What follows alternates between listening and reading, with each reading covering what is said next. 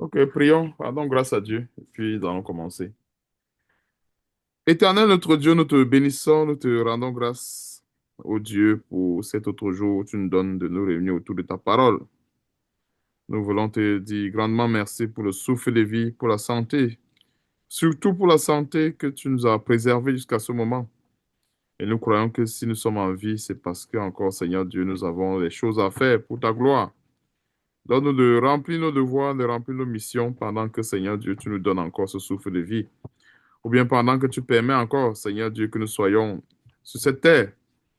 Nous voulons te remettre encore cet enseignement, te remettre ce jour afin que tu nous édifies et que tu nous purifies également par ces enseignements, par le sang précieux de notre Seigneur Sauveur Jésus-Christ qui a coulé sur la croix goutte par goutte pour notre justification.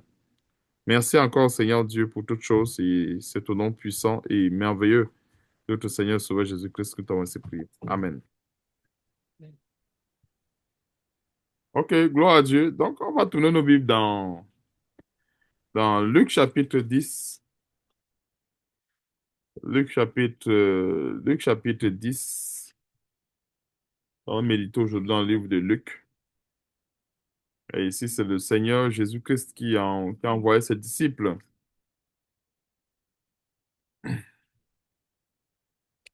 Luc chapitre 10, hein, que nous allons commencer à partir du premier verset.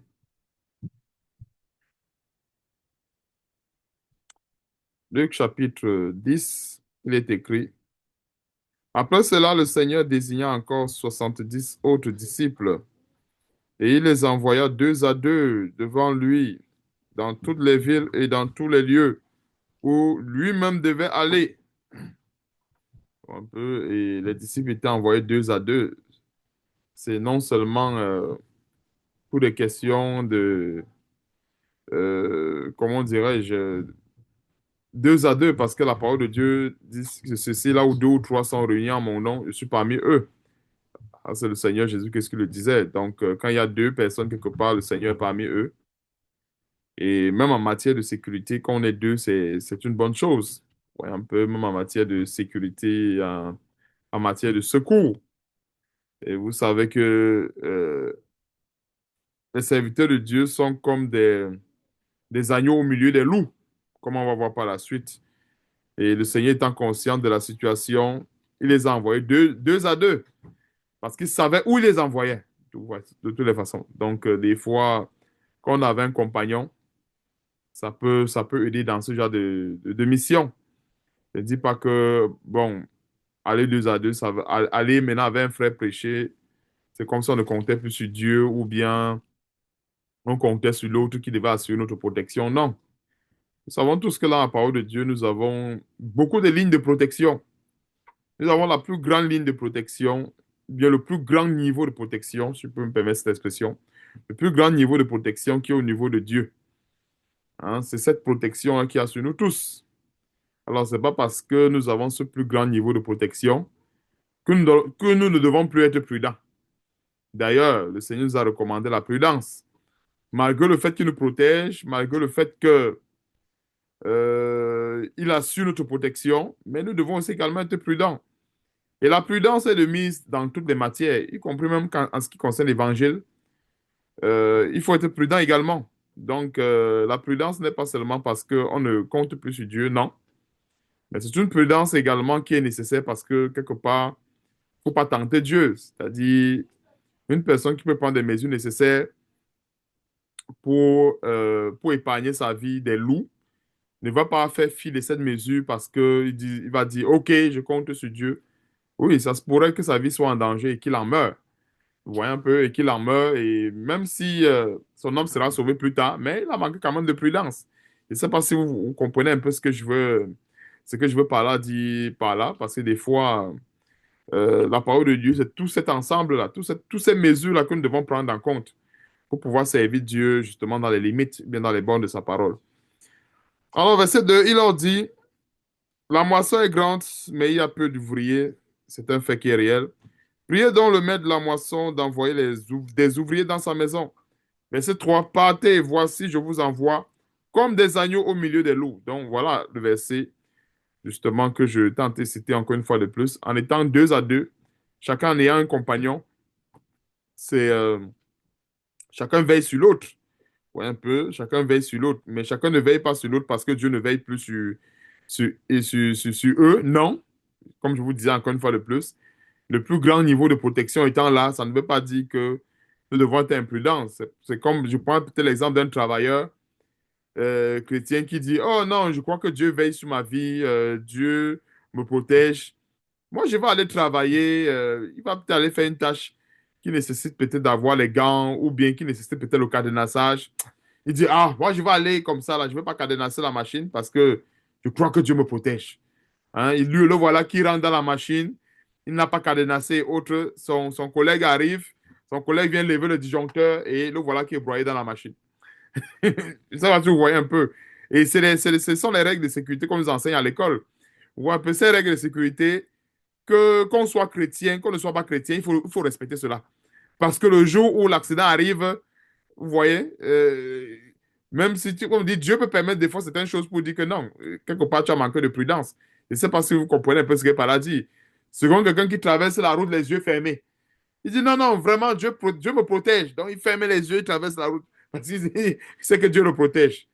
Peut-être quelques rares fois, les véhicules vont s'arrêter parce qu'on dit, mais c'est même quel fou ça, il traverse la route sans regarder. Mais ça se pourrait qu'une autre fois, que le camion ne le rate pas. C'est parce que vous comprenez un peu.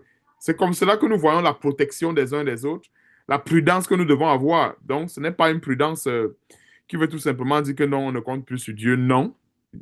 C'est une prudence qui est tout à fait normale, nous, en tant qu'humains. C'est-à-dire que c'est comme le frère Georges racontait cette histoire, quelqu'un qui est parti tenter le lion. Il voulait, ou bien il voulait faire quoi au lion? Quelqu'un qui arrive dans un zoo, il veut généralement dans un zoo et tout, il y a des animaux qui sont dangereux. Avec leur instinct animal, j'étais déjà allé une fois dans un zoo aussi qui n'est pas loin de chez moi. Quand je voyais tout simplement la cage où il y avait le lion, la cage, je ne sais pas comment, je sais pas si le fil avait, quoi c'était les fils, c'est une barrière, hein, je crois, en fil, je ne sais pas si c'est en fil barbelé, mais je crois que c'était pas le fil barbelé comme au Cameroun, mais c'était en métal, mais elle était haute. Elle était vraiment très haute. Je ne sais pas si ça avait 7 mètres, 10 mètres 7 mètres. Je ne sais pas si j'ai fait l'exagération sur la hauteur, mais elle était vraiment haute. Et même quand il fallait aller appeler le lion, c'était pas tout le monde qui s'amusait à l'appeler. Il y avait un monsieur là-bas qui était attitré à le faire et qui partait appeler le lion pour nous faire un exposé sur le lion et autres. Ouais, un peu parce que après tous ces animaux-là, ils ont l'instinct sauvage, hein. Donc, quelqu'un ne va pas arriver dans un zoo ou bien, je ne sais pas, il dit, ah non, moi, je vais aller filmer le lion de tout près. Il y a regardé des documentaires comme ça, des femmes qui se sont faites manger. Le dernier documentaire que j'avais regardé, je ne sais pas si elle s'était fait manger par un lion et tout. C'était justement les choses de selfie. Avec son bâton de selfie, elle dit que non, je vais aller filmer le lion à, je ne sais pas, à moins de 5 mètres. Hein, vous voyez très souvent les gens là, à cause des vues sur Internet et tout, disent qu'ils vont aller filmer le lion à moins de 5 mètres. Et des fois, ça se pourrait qu'elle a toujours fait ça, mais le lion n'avait pas faim. Vous voyez un peu. Si elle était passé le moment où le lion avait bien mangé, il pourrait dire, OK, bon, peut-être elle s'amuse, je vais la laisser. Mais la personne peut venir avec son bâton de selfie au moment où le lion a terriblement faim. Et voilà. Le lion pourrait peut-être la confondre à un bon, je crois, méchoui, bien saucisson habillé. Et puis le lion est tombé sur elle. Voilà, ça, c'est pas des choses vraies. C'est-à-dire qu'elle s'est approchée à près de 5 mètres. Ça, c'est, tu vois, un peu, c'est une question de prudence. Et si je me rappelle dans le documentaire, je crois qu'ils ont renforcé un peu la sécurité haute. Parce que c'est vraiment fait bouffer par le lion. Je crois que le lion l'avait déchiré un peu partout et tout. Donc, ce sont les choses qui arrivent. Tu vois, j'appelle ça ce manque de prudence. Manque de prudence. Donc, même les gens qui font les études, qui connaissent les animaux et tout ça, ceux qui sont prudents savent que non. L'animal reste l'animal. Donc, l'animal n'est pas comme l'être humain, quoi. Même déjà, les hommes deviennent déjà cruels. À plus forte raison, les animaux.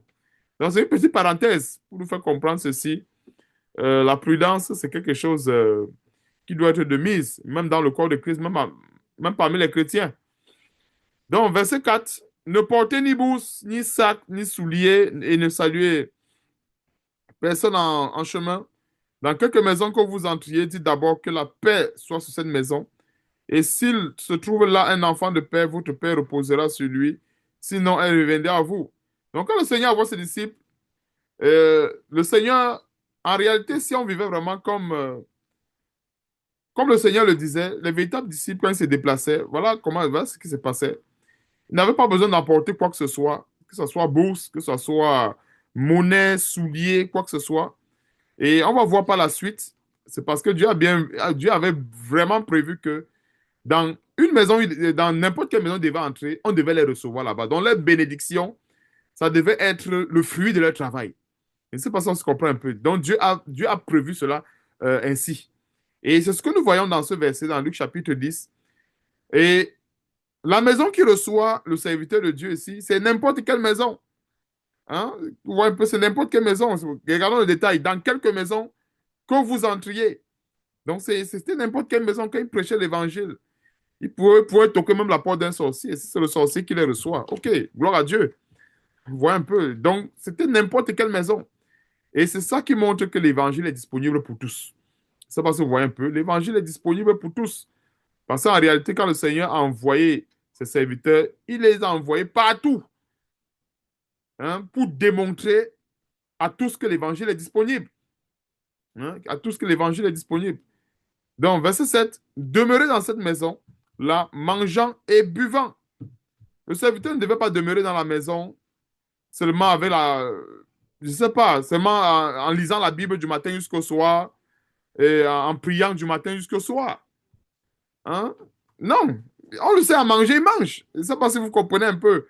Je dis ça pourquoi? Parce qu'aujourd'hui, il y a des chrétiens peut-être super spirituels qui vont penser que non, le serviteur de Dieu devait être dans cette maison, on le sait à manger. Il dit que non, non, vraiment, je n'ai pas faim. Vraiment, c'est seulement la parole que je suis venu donner. Hein? C'est seulement la parole. Prions seulement. On va seulement prier, prier. Oh, il a faim. Hein? Oh, il a faim. Au lieu de manger, il dit que non, prions seulement. Non, il n'y a pas de honte à cela. C'est ce que nous voyons au verset 7. Et d'ailleurs même, je crois qu'il y a une parole comme ça, et c'est le Seigneur lui-même qui disait que Élie est venu, il ne mangeait pas, il ne buvait pas. On a dit qu'il avait un démon. Maintenant, le Seigneur vient, il mange avec les gens de mauvaise vie. On dit que c'est un mangeur et c'est un buveur. Ça, c'est le Seigneur Jésus-Christ. Parce que les gens vont toujours trouver quelque chose à dire. Donc, si un serviteur de Dieu qui ne mange pas, on va dire que non, c'est un sorcier. Non, il est un démon. Exactement comme le Seigneur avait dit. Maintenant, quand il mange, il boit, on dit que c'est un mangeur et un buveur. Est-ce que vous voyez un peu la simplicité de Christ? Donc, quand il a envoyé ses disciples aller prêcher la parole de Dieu, leur mission ne se limitait pas seulement à, à prêcher la parole de Dieu à longueur de journée et autres. Il y avait un temps où la chair devait être fatiguée, où il devait manger pour se ressourcer. C'est ça que nous voyons ici. Demeurer dans cette maison-là, mangeant et buvant. Vous voyez un peu? Et c'est ça qui montre la simplicité du Seigneur. La Bible nous demande de ne pas nous détourner de la simplicité à l'égard de Christ. Il y a certains chrétiens qui peuvent voir que non, manger même là, c'est même presque un péché. C'est-à-dire que tu rentres chez quelqu'un qui ne connaît pas Dieu, tu manges là, peut-être tu as péché. Alors que lisons la parole de Dieu. Tout est dans cette parole. Et c'est tellement simple. Quand la Bible demande de ne pas nous détourner de la simplicité à l'égard de Christ, pour nous faire comprendre que nous, en tant qu'hommes, nous avons les besoins naturels, notamment manger et boire. Et justement, quand le Seigneur mangeait et il buvait, on disait que non, c'est un mangeur, c'est un buveur, un ami des publicains, un ami des gens de mauvaise vie, un ami de ceci. Mais maintenant, donc, c'est un serviteur de Dieu qui est vraiment spirituel, un genre, on va dire que c'est un sorcier. Hein? Parce que Élie, il est venu, ne mangeant pas, ne buvant. Du coup, c'est pourquoi il a parlé d'Élie. Ne mangeant, il ne mangeait pas, il ne buvait pas. On a dit que c'est qu'il avait un démon et tout. Et c'est le même scénario que nous avons aujourd'hui. Lorsque nous avons des chrétiens, par exemple, qui font preuve de simplicité, on peut penser que non, vraiment, ils sont tellement charnels. C'est pour ça que peut-être ils mangent et ils boivent. Hein? Et on avait demandé même au Seigneur Jésus-Christ, pourquoi est-ce que nous, les disciples des gens, on jeûne et tes disciples ne jeûnent pas? On voit un peu. Parce qu'il y a ces chrétiens-là qui aiment toujours. Je ne dis pas qu'il ne faut pas jeûner, mais on dirait qu'ils aiment toujours mettre en avant ce côté super spirituel et en telle enseigne que les choses évidentes, ils n'arrivent même plus à voir les choses évidentes. Et je vous rappelle qu'à l'époque, moi je me rappelle quand on était souvent à l'université, quand on demandait souvent, admettons que le professeur pouvait demander une fois que 1 + 1 égale à combien? Et vous allez voir, il y a certaines personnes qui devaient commencer à réfléchir, et c'est vrai. Commencer à réfléchir, pourquoi? Parce que tellement tu as bourré la tête avec des ensembles. Si on ne te situe pas dans un ensemble précis, tu peux rentrer dans les complexes. Hein? Tu peux rentrer dans l'ensemble complexe. Et tu intègres des notions où le professeur n'attendait pas. Or, normalement, si on te pose une question et que l'ensemble n'est pas circonscrit, c'est clair que la réponse se trouve dans l'ensemble général. On voit un peu. Alors, si la personne voudrait que tu rentres dans des restrictions, il va te dire, OK, allons dans tel domaine. Là, maintenant, tu vas savoir que, OK, en allant dans tel domaine, je n'ai pas le choix d'appliquer les lois ou les théorèmes de ce domaine-là. Je ne sais pas si vous comprenez un peu. Donc, c'est une façon de dire ceci. Un serviteur de Dieu qui rentre dans une maison, c'est clair que, comme je disais, sauf, je crois que Laura en avait manqué, en avait parlé une fois, sauf par exemple une restriction stricte de la part de Dieu, où Dieu va dire, tu vas aller dans telle maison, tu ne vas pas manger, tu ne vas pas boire. Par exemple, comme ça a été le cas de 1 Roi chapitre 13, cet homme qui était allé prophétiser à Juda, Dieu l'avait donné une interdiction formelle de ne pas manger quelque part, de ne même pas prendre quelque chose. Si ce n'est pas seulement le cas là, je dis ça pourquoi? Parce qu'il y a certains chrétiens qui peuvent se retrouver dans une situation, on les sait à manger, il se met à réfléchir, il t'a dit qu'il réfléchit, que mais est-ce que Dieu m'a révélé, est-ce que Dieu va me révéler? Il réfléchit, le cerveau tourne. Alors que si Dieu n'a pas dit non, c'est que normalement c'est oui. Parce qu'en réalité, quand Dieu voudrait, allons un peu dans 1 Roi chapitre 13, on va comprendre pourquoi est-ce que j'ouvre cette parenthèse. 1 Roi chapitre 13.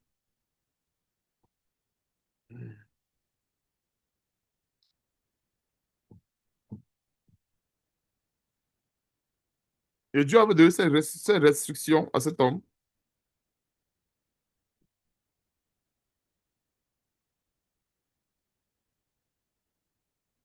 Bon, 1 Roi chapitre 13,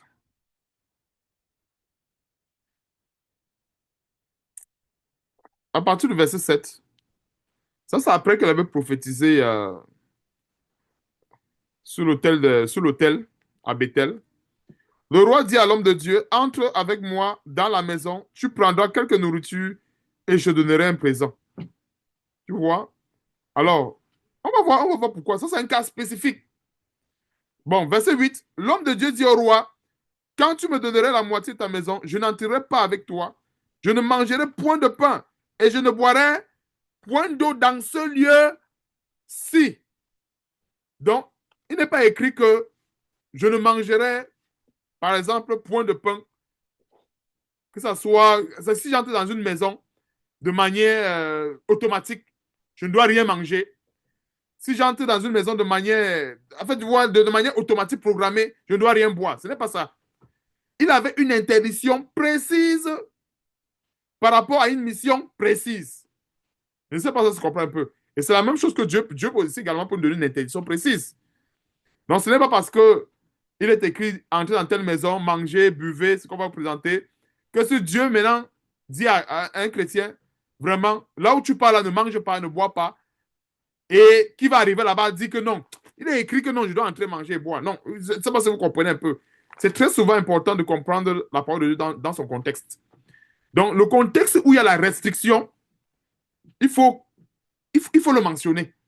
Mais s'il n'y a pas de restriction, comme je disais encore une fois de plus, l'ensemble qui est, qui est le mieux, qu'on doit le plus prendre, c'est ce qui est général. Je ne sais pas si vous comprenez un peu. C'est pour ça qu'il y a, il y a cet adage qui dit ceci, que qui ne dit rien fait quoi? Consent. Le consentement n'est pas toujours pas un oui. Je ne sais pas si ça se comprend un peu. Le consentement n'est pas toujours pas un oui. Voilà même un adage que nous avons où il y a beaucoup de sagesse. Le consentement n'est pas toujours un oui. On n'a pas forcément besoin de dire oui pour consentir. Même le silence est complice. Je ne sais pas si tu comprends un peu. Le silence est complice. Prenons le cas où quelqu'un dit, OK, je vais entrer chez toi, je vais tuer tous tes enfants, je vais tuer, décimer toute ta famille. Et la personne ne dit rien. Si elle ne dit rien, c'est parce qu'elle a accepté. C'est parce que vous comprenez un peu. Ce n'est pas parce qu'elle ne dit rien qu'on va dire que non, elle n'était pas d'accord. Non, le silence est complice. Il faut s'opposer de quelque manière que ce soit. C'est pour ça que la Bible dit dans Éphésiens chapitre 5, verset 11, et ne prenez point part aux œuvres infructueuses des ténèbres, mais plutôt faites quoi? Il y a une action à faire. Il faut condamner. C'est en condamnant qu'on manifeste son désaccord. Ce n'est pas le silence qui manifeste le désaccord, mais c'est le fait de condamner qui manifeste le désaccord. Mais maintenant, donc, nous sommes dans un cas où il y a la restriction de ne pas manger, de ne pas boire, comme le cas de ce prophète, de cet homme de Dieu. L'homme de Dieu dit au roi, quand tu me donneras la moitié de ta maison, je n'entrerai pas avec toi, je ne mangerai point de pain et je ne boirai point d'eau dans ce lieu-ci. J'ai précisé ce lieu-ci. Donc, ce n'était pas de manière générale. Parce que quelqu'un qui ne comprend pas très bien les Écritures, il va voir cette pensée que non, de manière générale, si Dieu t'envoie aller prophétiser quelque part, tu ne dois même jamais manger. Parce que voilà ce qui s'est passé. C'est dans un roi. Or, ici, il y a une précision, c'est dans ce lieu-ci. Si on enlève dans ce lieu-ci, ça peut s'aimer la confusion. Or, Dieu ne se contredit pas. La parole de Dieu ne se contredit pas. Verset 9. Car cet ordre m'a été donné par la parole de l'Éternel. Tu ne mangeras point de pain et tu ne boiras point d'eau et tu ne prendras pas à ton retour le chemin par lequel tu seras allé. Donc, voilà une restriction claire que nous avons de la parole de Dieu. Donc, si un serviteur de Dieu n'a pas cette restriction, ça veut dire que c'est correct. Aussi simple que ça. Ça veut dire que c'est correct. Et c'est comme ça qu'on comprend la parole de Dieu de manière claire. Quand nous lisons un verset comme cela, le Seigneur dit, demeurez dans cette maison, mangeant et buvant, ce qu'on vous donnera, car l'ouvrier mérite son salaire. N'allez pas de maison en maison, parce qu'il peut aussi également avoir certaines restrictions de la part du Seigneur. Dans quelque ville que vous entriez et que l'on vous recevra, mangez ce qui vous sera présenté, guérissez les malades qui s'y trouveront, excusez-moi, et dites-leur le royaume de Dieu s'est approché de vous. Mais dans quelque ville que vous entriez et où l'on ne vous recevra pas, allez dans les rues et dites, nous secouons contre vous la poussière même de votre ville qui s'est attachée à nos pieds. Sachez cependant que le royaume de Dieu s'est approché. Je vous dis qu'en ce jour, Sodome sera traité moins rigoureusement que cette ville-là. Vous voyez un peu un détail. Donc, ces gens-là qui se seront opposés à la parole de Dieu, ils auront affaire à Dieu. Le jugement, ça va être quasiment intraitable. Verset 13. Malheur à toi, Chorazin, malheur à toi, Bethsaïda. On peut voir Chorazin, Bethsaïda, on pense peut-être qu'il n'y a plus de Chorazin aujourd'hui. Chorazin aujourd'hui, c'est tous ces gens-là qui ont méconnu la voix de Dieu, qui ont ignoré la voix de l'Éternel, qui ont ignoré l'Évangile. Ce sont eux qu'on appelle Chorazin et Bethsaïda. Car si les miracles qui ont été faits au milieu de vous avaient été faits d'Antille et d'Ancidon, il y a longtemps que se serait repenti en prenant le sac et la cendre. Donc voilà les villes. Mais malheureusement ici encore, nous avons beaucoup de Chorazin, beaucoup de Bethsaïda. Il y a des gens qui ont déjà vu la puissance de Dieu une fois et qui continuent même de voir la puissance de Dieu, mais ils préfèrent rester dans leur égarement, ils préfèrent encore rester dans leur péché. Pourquoi? Parce que plusieurs aiment leur vie de péché, plusieurs aiment la gloire des hommes plutôt que la gloire de Dieu. Je crois que c'est dans Jean chapitre 12 que nous avons ce détail. Hein? Les Chorazins et les Bethsaïda, on va comprendre mieux ça dans Jean chapitre 12. Jean, allons plaise à Dieu dans Jean chapitre 12. On va comprendre pourquoi est-ce qu'il y a des villes qu'on appelle Chorazin et des villes qu'on appelle Bethsaïda. Jean chapitre 12, à partir du verset 36. On va comprendre pourquoi est-ce qu'il y a ces villes-là. Pendant que vous avez la lumière, croyez en la lumière afin que vous soyez des enfants de lumière. Jésus dit ces choses, puis s'en alla et se cacha loin d'eux. Malgré tant de miracles est-ce que nous voyons les villes comme les Chorazin et Bethsaïda? Malgré tant de miracles qu'il avait fait à leur présence, ils ne croyaient pas en lui. Ce n'est pas toujours parce qu'il y a des miracles que les gens vont croire. Et je crois fermement à ce verset. Les brebis du Seigneur sont attirées par le vrai évangile. Il précise bien, les brebis du Seigneur sont attirées à lui à travers sa vraie parole. Donc, verset 38, afin que s'accomplisse la parole qu'Ésaïe, le prophète, a prononcée. Seigneur, qui a cru à notre prédication et à qui le bras du Seigneur a-t-il été révélé? Aussi ne pouvait-il croire parce qu'Ésaïe dit encore, il a aveuglé leurs yeux et il a endurci leur cœur, de peur qu'ils ne voient des yeux, qu'ils ne comprennent du cœur, qu'ils ne se convertissent et que je les guérisse. Ça, ce sont les éléments réels. Nous avons encore plusieurs personnes aujourd'hui qui sont dans ce cas-là. Énormément, et j'en connais. Énormément de personnes. Et on va comprendre pourquoi. Continuons au verset 41. Ésaïe dit ces choses lorsqu'il vit sa gloire et qu'il parla de lui. Cependant, même parmi les chefs, plusieurs crurent en lui. Mais à cause des pharisiens, ils n'en faisaient pas l'aveu dans la crainte d'être exclus de la synagogue. Voici l'ultime raison au verset 43. Car ils aimaient la gloire des hommes plus que la gloire de Dieu. C'est ça qui ferme la porte du ciel à plusieurs, y compris même des soi-disant chrétiens aujourd'hui. Ça ferme la porte du ciel à plusieurs. Il y a plusieurs qui sont encore embrigadés dans ces assemblées, emprisonnés dans ces assemblées.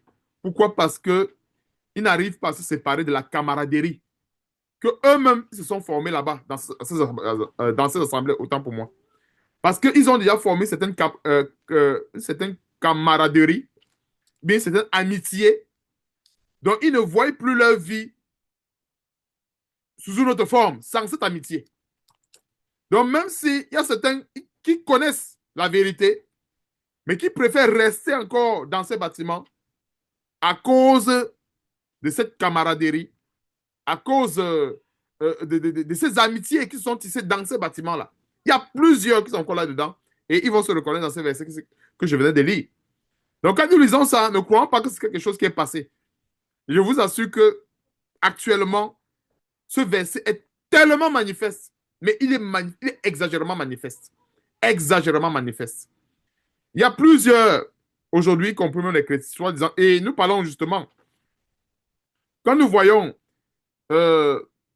les pharisiens, hein, les pharisiens aujourd'hui, ce sont les gens qui croient connaître Dieu, qui croient mettre en pratique la parole de Dieu. Donc aujourd'hui, nous avons beaucoup les pharisiens modernes surtout. Et plusieurs sont embrigadés, emprisonnés dans leur fausse doctrine. Pourquoi? Parce qu'ils ont développé un confort dans leurs assemblées. À telle enseigne que même s'ils connaissent la vérité, ils ne veulent pas sortir de là parce qu'ils ne veulent pas se retrouver dans une situation où, soit entre guillemets, comme plusieurs ont dit, bon, je vais être seul, après je vais aller où? Et très souvent, c'est ce que les gens disent, que bon, on va sortir de là et on va aller où? Hein? Et pourtant, la Bible dit, sortez du milieu d'elle et que moi-même, je vais vous accueillir. Comme on le voit dans 2 Corinthiens chapitre 6 à partir du verset 14. Mais ceux qui aiment la gloire de Dieu vont sortir de là, même s'il faut rester seul. La Bible dit dans Matthieu chapitre 6, verset 6, ceci. Entre dans ta chambre, ferme la porte et prie ton Dieu dans le lieu secret et il va t'écouter. Donc, c'est que quand quelqu'un sort de là, sort de ces fausses assemblées, le premier refuge, c'est où? C'est dans sa chambre. Parce qu'il y a d'autres qui veulent forcément avoir une seconde assemblée pour aller là-bas. Non, c'est un piège. Ce que cette personne doit avoir à l'esprit, ce chrétien doit avoir à l'esprit, c'est sortir de là. Et je veux prendre encore un exemple assez simple. Et c'est pour cela que le Seigneur disait ceci, que les enfants de ce siècle sont plus sages que même les chrétiens. Parce que quand nous regardons les gens du monde, admettons qu'il y avait une bombe. Donc, ça veut commencer. Ça va voir des bombes avec les minuteurs là. Vois un peu. Admettons que, ça c'est une hypothèse, hein, c'est-à-dire admettons qu'il y a une hypothèse. Boko Haram entre dans une fausse église. Hein? C'est-à-dire que cette même fausse église où le soi-disant chrétien est là, il dit que non, je vais aller où? Je vais aller où? Si Dieu, si je pars d'ici, c'est vrai, je sais qu'il y a la fausse doctrine, je sais qu'il y a ceci, mais si je quitte d'ici, je vais aller où? Et maintenant, non, je vais répondre cette hypothèse, excusez-moi, de sagesse. Admettons qu'il y a un terroriste qui entre dans cette même église où il ne veut pas sortir. Maintenant, installe les bombes dans chaque coin de l'église et, et il est conscient. Hein, et là, maintenant, et il entend la sonnette. C'est-à-dire comment ça fait. C'est-à-dire que c'est en train de biper. Comme ça va exploser dans quelques secondes. Vous allez voir le même chrétien qui ne voulait pas sortir de là parce que il voulait pas perdre l'amitié. Il va sortir de là en courant. Et ça va vous voir un peu. Il dit que j'ai pris une hypothèse assez simple. Un terroriste entre dans cette même assemblée. Il disait que non, je sors de là, je vais aller où? Bon, le terroriste arrive, il installe les bombes dans l'assemblée avec un militaire. Dès qu'il va entendre seulement comment le militaire est en train de sonner, vous allez voir, il sera la première personne à sortir. Alors que cette bombe-là, en réalité, elle n'est pas aussi dangereuse que cette bombe. Je dis ça pourquoi? Parce que si prend peut-être le cas d'Étienne, un vrai chrétien peut mourir par explosion. Et son âme est sauvée. Tu prends peut-être le cas d'Étienne qui a été lapidé. Vous voyez un peu? Et nous tous savons, nous connaissons la situation spirituelle d'Étienne. Donc, s'il faut comparer cette bombe-là à l'autre bombe qui est justement l'autre bombe qui est formée des faux enseignements oui, oui, des faux enseignements du péché et autres, nous allons comprendre que même la bombe là, à retardement là, qui devait exploser dans quelques secondes, elle est préférable. Je précise bien spirituellement parlant, je parle selon l'esprit. J'adopte un langage qui est spirituel pour des choses qui sont spirituelles. Donc, je parle selon l'esprit. Donc, selon l'esprit, cette bombe-là, elle est moins dangereuse que cette bombe-là qui est constituée des faux enseignements, constituée de tout genre de dérèglements, tout genre de péchés et autres. Elle est moins dangereuse. Je ne sais pas si vous comprenez un peu selon l'esprit. Je dis ça pourquoi? Parce que, selon la chair, si on met cette bombe-là dans la même église, ce chrétien qui ne voulait pas sortir parce qu'il préférait la gloire des hommes par rapport à la gloire de Dieu, il sera le premier à sortir. Et je suis très sûr de cette hypothèse. À plus de 100%. Il sera le premier. Il va sortir en courant. Même si l'église n'est plus... C'est-à-dire, il va sortir en courant. Et en courant, ça va être aller où? Il va rentrer chez lui. Alors que il y a l'autre bombe qui est spirituelle, cette bombe est devant lui chaque jour. Bien, il côtoie cette bombe tous les jours, mais il ne veut pas sortir. Je ne sais pas si vous voyez un peu le manque de sagesse et autres. Tout ça pourquoi? Parce que il préfère la gloire des hommes plutôt que la gloire de Dieu, comme nous voyons, comme on a vu ici, par la grâce de Dieu, dans Jean chapitre 12, verset 43.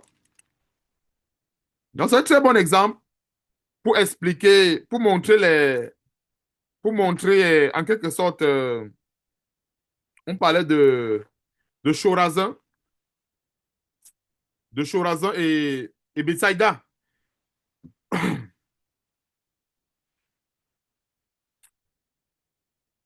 Malheur à toi, Chorazin, malheur à toi, Bethsaïda. Donc, comme je disais, il y a beaucoup de Chorazin, beaucoup de Bethsaïda aujourd'hui, comme je le disais encore une fois depuis tantôt.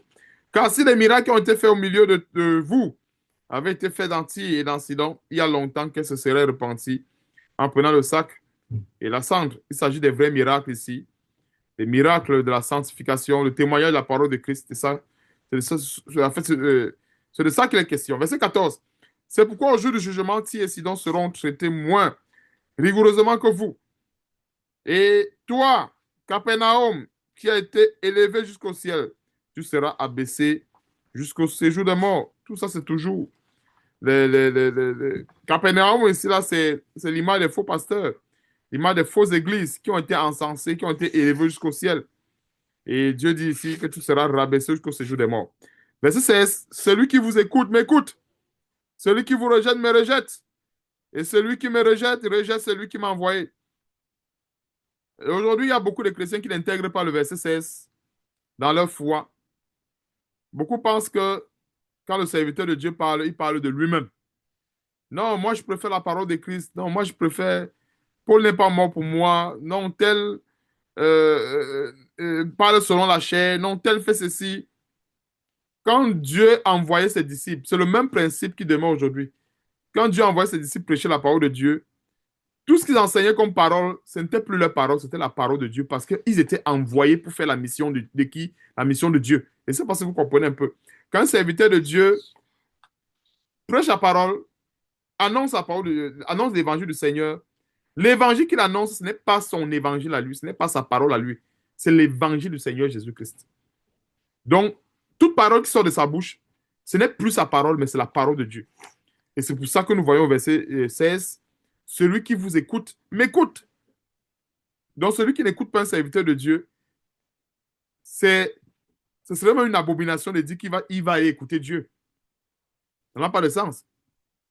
Parce que beaucoup de chrétiens n'ont pas encore compris que Dieu est un ensemble, si je dois me permettre cette expression, s'il faut que je parle en termes d'ensemble, mais c'est un ensemble, ça dit, on ne peut pas, ça dit l'homme avec son petit cerveau ne peut pas comprendre Dieu comme il comprendrait par exemple la science, ou comme il comprendrait peut-être la biologie. Hein? L'homme ne peut pas comprendre Dieu comme cela. Pourquoi? Parce que Dieu se révèle. Voilà la réponse. Dieu se révèle. Dieu peut se révéler à quelqu'un sous la forme d'un petit enfant. Est-ce que vous comprenez un peu la révélation de Dieu? Une partie de la révélation, c'est une partie, ça, c'est pas tout. On ne peut même pas d'abord voir toute la révélation de Dieu. On ne peut pas. Mais Dieu peut se révéler à quelqu'un à travers un enfant. Dieu peut se révéler même à un chrétien à travers même quelqu'un qui ne craint pas Dieu. À travers lui, Dieu peut se révéler à lui. Donc si Dieu, nous connaissons le cas de l'âne de Balaam que Dieu a utilisé pour empêcher que Balaam aille sur le chemin de l'égarement. Dieu a utilisé un animal. Alors si Dieu peut utiliser un animal pour empêcher que son serviteur aille sur le chemin de la perdition, à plus forte raison, l'être humain. Et en l'occurrence, un serviteur de Dieu. C'est-à-dire qu'on monte plus loin, nous comprenons que c'est très grave de ne pas écouter une personne qui parle, un serviteur de Dieu qui parle la part du Seigneur. C'est très grave. Je ne sais pas si vous comprenez un peu. Parce que Balaam, à un moment donné, dans son égarement, il a dû écouter la voix de son ânesse. Je ne sais pas si vous comprenez un peu. C'est vrai, il a dû écouter la voix de son ânesse. Mais maintenant donc, l'ânesse est tellement inférieure, je précise, par rapport à l'homme. Et je vais commencer par l'homme charnel. C'est-à-dire que s'il faut appliquer le signe d'infériorité, l'ânesse de Balaam, que Balaam a dû écouter à un moment donné par la volonté de Dieu, par qui Dieu s'est révélé à Balaam, comme je parlais de la révélation de Dieu, parce que beaucoup de gens pensent que Dieu là est enfermé dans leur Bible. Il y a des gens, quand ils tiennent leur Bible comme ça, ils se disent qu'ils tiennent Dieu. Hein. Ils se disent qu'ils tiennent Dieu. Je vous dis une vérité. Il y a des chrétiens qui pensent que quand ils tiennent leur Bible, ils se disent qu'il a Dieu dans sa main. Non. Nous avons les pages de la Bible entre nos mains. Nous n'avons pas Dieu entre nos mains. Je ne sais pas si on se comprend un peu. C'est pour ça qu'il y a un danger du fait que la Bible peut devenir un gris-gris. La Bible est un très bon livre pour s'instruire, mais le danger, c'est que ça peut devenir un gris-gris. Pourquoi? Parce qu'il y a des gens qui peuvent... Il y a des gens, quand ils tiennent la Bible, pour lui, la Bible qu'il tient, c'est comme si tenait Dieu. Non. Cette Bible-ci, il y a même quelque part, souvent, il y a souvent les enfants qui déchirent certaines pages. S'il y a même le feu, ça peut brûler peut-être certaines pages. Mais est-ce que le feu peut brûler Dieu? Est-ce que les enfants peuvent déchirer Dieu? Je ne sais pas si vous voyez un peu. Voilà les petits exemples que Dieu nous donne de manière claire pour qu'on comprenne que oui, nous avons la Bible parce que c'est un support, mais cette Bible-ci, elle ne devient pas Dieu parce qu'on la lit tous les jours. Alors, La révélation de Dieu, donc, c'est toute la substance qu'il y a dans ce support. Donc, on ne doit pas dire, OK, quelqu'un ne va pas dire, OK, moi je suis en train de voir la révélation de Dieu avec mes yeux, mais je ne me fie pas à ce que je vois avec mes yeux parce que moi je trouve que la révélation de Dieu est dans le support. Je ne sais pas si on se comprend un peu. Ce que je dis, c'est un peu complexe, mais c'est ça la révélation de Dieu. C'est-à-dire quelqu'un, on va voir par la suite. J'aimerais qu'on y arrive, mais je crois on va tomber sur la parabole du bon samaritain. Je crois que ça va être un peu plus clair pour tout le monde à ce niveau. C'est-à-dire, quelqu'un qui a la révélation de Dieu devant lui, Dieu lui parle, mais il voudrait bien que... Non, je vais rentrer dans les feuilles. Je ne sais pas si vous comprenez un peu. Non, je vais rentrer dans les feuilles. C'est-à-dire un petit garçon qui te demande de l'eau à boire. Tu dis, non, vraiment, il me demande de l'eau à boire. Non, je vais aller fouiller, voir. Est-ce que je ne peux pas recevoir une révélation sur... Je ne sais pas si vous voyez un peu. Oh, lui là qui te demande de l'eau à boire, c'est Dieu qui te demande de l'eau à boire. C'est la révélation de Dieu. Et la révélation de Dieu, c'est à plusieurs niveaux. C'est à plusieurs niveaux. Et je crois que le temps me manquerait pour développer vraiment cette année, cet enseignement sur, en ce qui concerne les révélations sur la puissance de Dieu et sur comment Dieu se manifeste. Parce qu'en réalité, Dieu se manifeste sous plusieurs formes. Hein? Dieu peut se manifester sous la forme d'un enfant, sous la, même Dieu peut nous parler même à travers. J'ai déjà compris ça. Dieu peut nous parler même à travers quelqu'un qui ne craint pas Dieu. Il y a même des gens qui étaient peut-être sur le chemin du péché. Il y a des gens peut-être qui vont témoigner cela. Des chrétiens peut-être qui étaient sur le point d'aller commettre l'adultère, la fornication. Mais c'est un pécheur en route. Ou c'est une prostituée en route qui va lui dire, mais je dis, hein, nous sommes prostitués. Toi là, tu n'es pas homme de Dieu. Pourquoi tu fais les choses, tu fais aussi également les choses comme nous? Non, c'est qu'à ce moment-là, c'est Dieu qui a ouvert la bouche de la prostituée pour lui parler. Qui ne disait pas que non, c'est la prostituée. Non. Dieu a ouvert la bouche de la prostituée là pour lui parler. C'est-à-dire qu'il est là, il s'en allait voir la prostituée. Et tu vois ce genre de prostituée qui ne refuse pas les clients en passant. Je ne sais pas si vous voyez un peu. C'est le genre de prostituée qui ne refuse pas les clients. Après, il y a d'abord quelqu'un qui refuse. Donc, tous, il y a d'abord quelqu'un qui refuse. Il n'y a personne qui refuse les clients. Mais le serviteur de Dieu arrive, c'est elle qui dit, hey, comment toi tu viens, toi, tu viens me donner la malédiction, comment? Tu n'es pas homme de Dieu, hein, et tout. Non, c'est que s'il ne parle pas de langue, non, si la crainte de Dieu chez lui n'explose pas, non, c'est qu'il est à mort enterré. C'est qu'il est déjà mort. Si ça se produit devant quelqu'un et qu'il ne se réveille pas, non, non, il faut pleurer son deuil, même s'il est encore vivant. Je ne sais pas si vous comprenez un peu. C'est-à-dire le genre où il est sur le point d'aller pécher. Et c'est la posture qui lui dit, mais attends, qu'est-ce qui t'arrive? Et que ça ne réveille, il ne revient pas sur la terre des vivants, lui en tant que soi-disant chrétien. Non, c'est qu'il faut pleurer son deuil. Il dit bien, il faut pleurer son deuil, même s'il est encore vivant. C'est-à-dire qu'il est vivant, mais on pleure déjà, parce qu'il est mort. Je ne sais pas si vous comprenez un peu mon expression. C'est-à-dire que quelqu'un est vivant, mais on pleure. Parce qu'on dit que, yay, le genre, non, il est à mort. Il est mort. Chez nous, on va dire qu'on l'a déjà, c'est-à-dire on l'a mangé. Il est mort, tout simplement.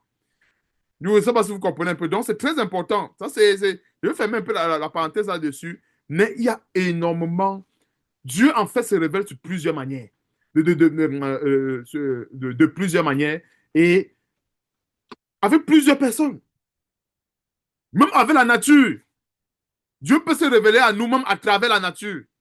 Je dis même la nature, là. On peut observer les choses étranges dans la nature. Et c'est Dieu qui est en train de nous parler. Surtout quelqu'un qui doute de la puissance de Dieu. Il doute que Dieu peut l'aider dans son problème. Il doute que Dieu peut le guérir. Il peut marcher comme ça je ne sais pas, il est peut-être, je donne un exemple comme ça. Il peut arriver quelque part, il voit peut-être, je ne sais pas quoi, il voit un phénomène naturel tellement étrange. Il dit, mais est-ce que c'est moi ce qui vois ou je rêve?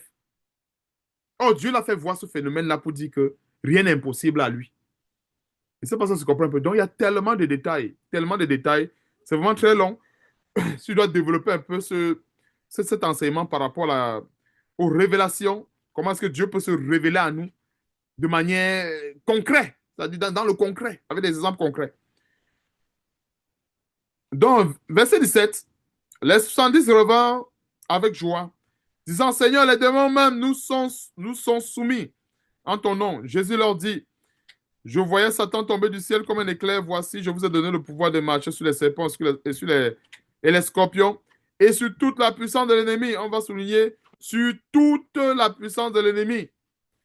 Nous n'avons pas reçu le pouvoir de marcher seulement sur une partie de la puissance de l'ennemi, mais sur toute la puissance de l'ennemi.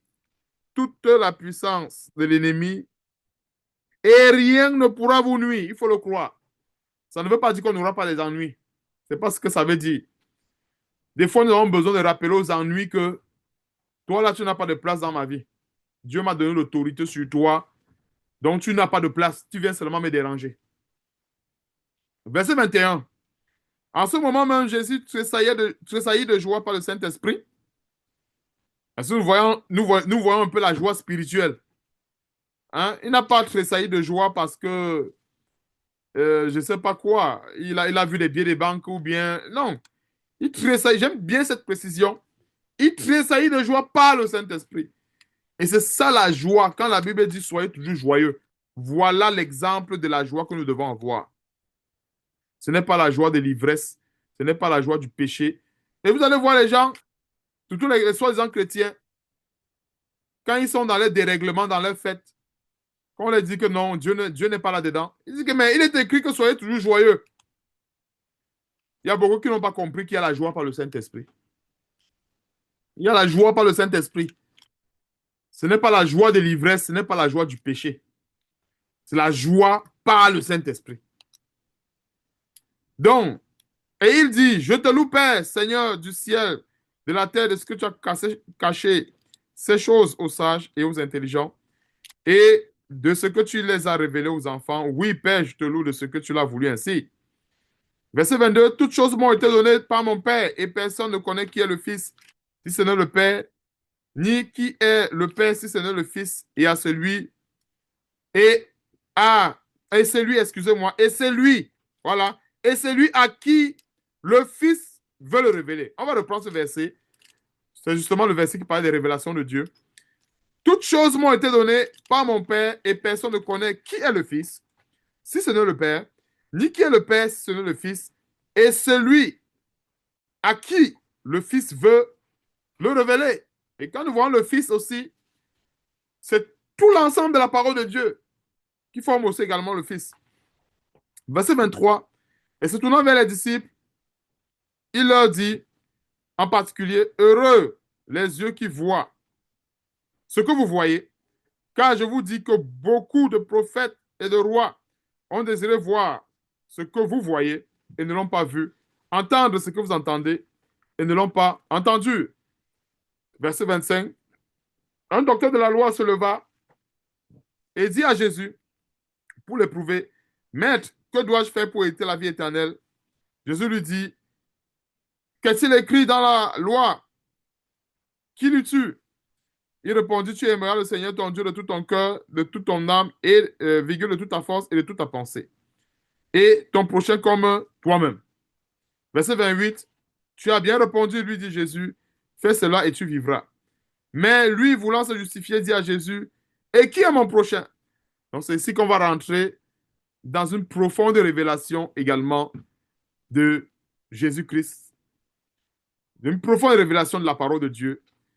Et quand je disais tantôt que Dieu se révèle, voilà une parfaite révélation de Dieu également. Jésus prit la parole, reprit la parole, et dit, un homme descendait de Jérusalem à Jéricho. Il tomba au milieu des brigands. Il le dépouillait, le chargeait de coups, et s'en allait, le laissant à demi-mort.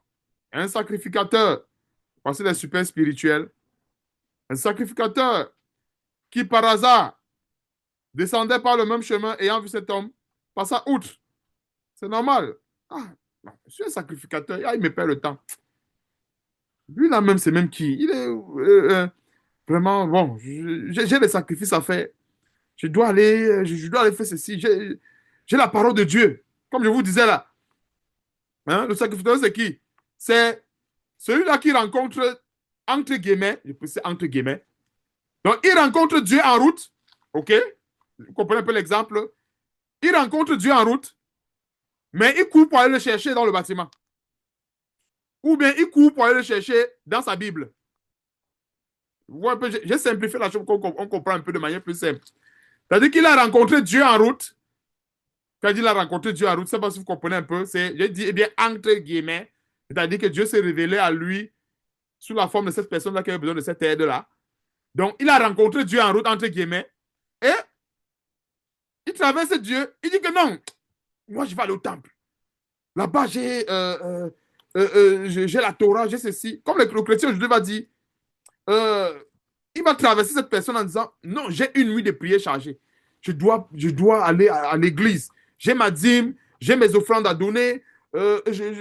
Aujourd'hui, on a un programme de prière qui doit commencer peut-être de 16h à 6h du matin. Donc, ça va me perdre le temps. Et là, il laisse Dieu en route. C'est-à-dire que cette personne laisse Dieu en route.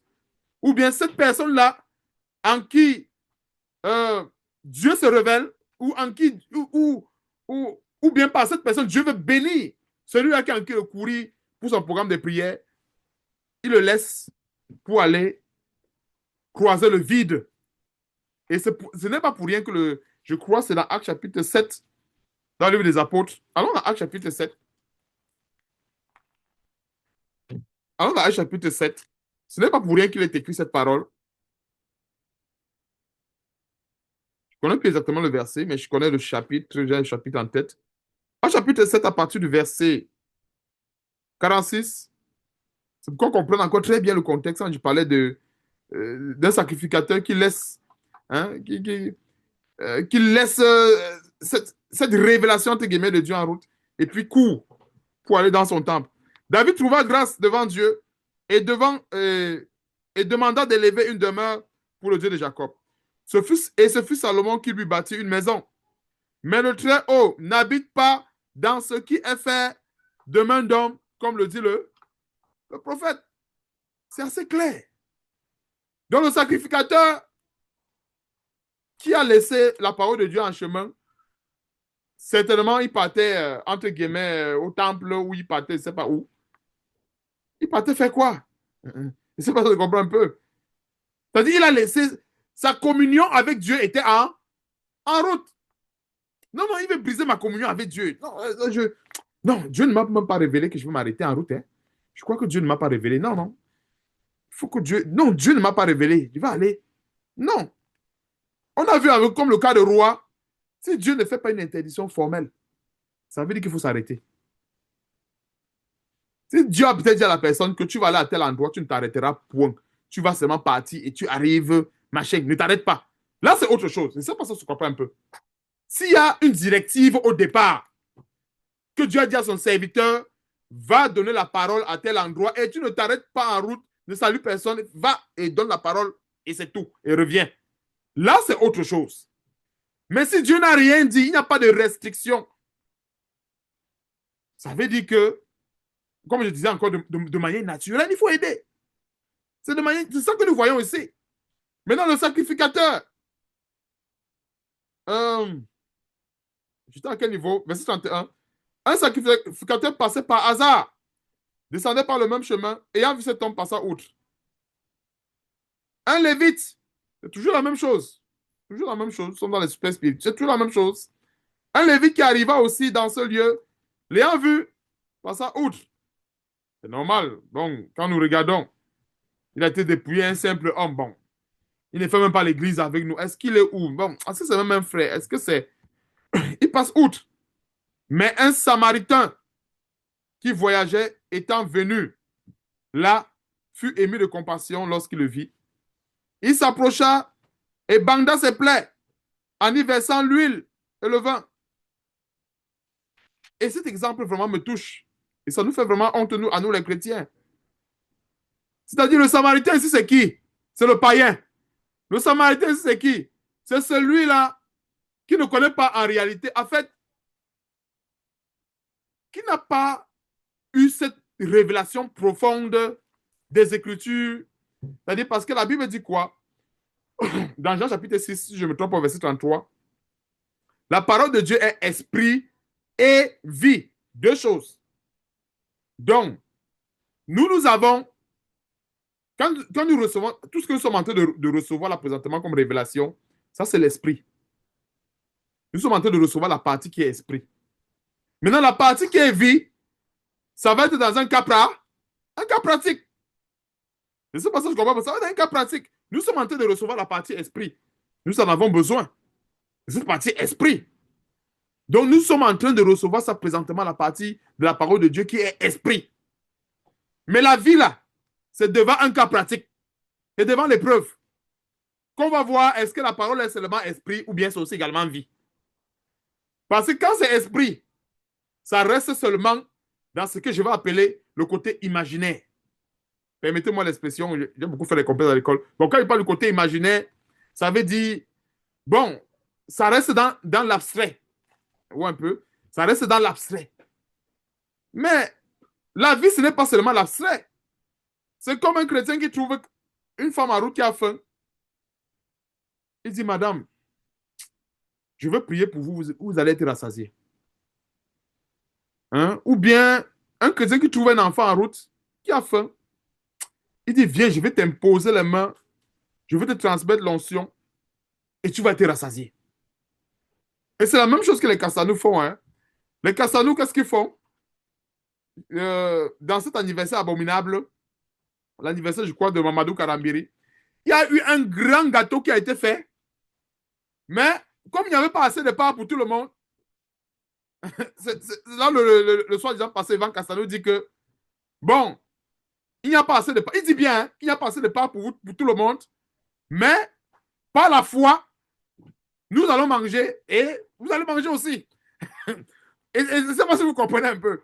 C'est-à-dire, au lieu de faire plusieurs gâteaux, et ce qui est aberrant, c'est que ça avait l'air des dîmes qui le font.